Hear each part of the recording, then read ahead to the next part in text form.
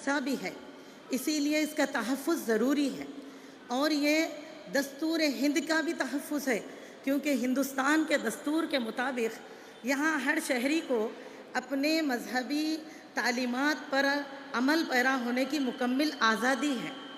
عزیز سامعین، ہم اپنے علماء، ہمارے سرپرستوں الحمدللہ اس سے راضی اور خوش ہیں کہ ہمارا جو وقف کا معاملہ ہے وہ محفوظ ہے۔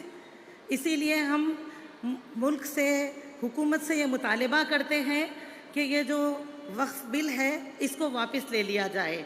عزیز سامعین اکرام، الحمدللہ اللہ سبحانہ و تعالیٰ سے بڑھ کر ہمارا کوئی محافظ نہیں ہے، اور اسلام سے بڑھ کر ہمارا کوئی خیر خواہی نہیں ہے۔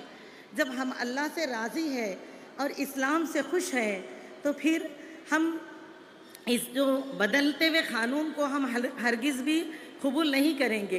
لہٰذا ہم اس کے خلاف یہ آواز اٹھاتے ہیں کہ ہم اس قانون کو کسی حال قبول نہیں کریں گے، اور ہندوستان سے یعنی حکومت ہند سے ہم اس کا مطالبہ کرتے ہیں کہ اس بل کو واپس لے لیا جائے۔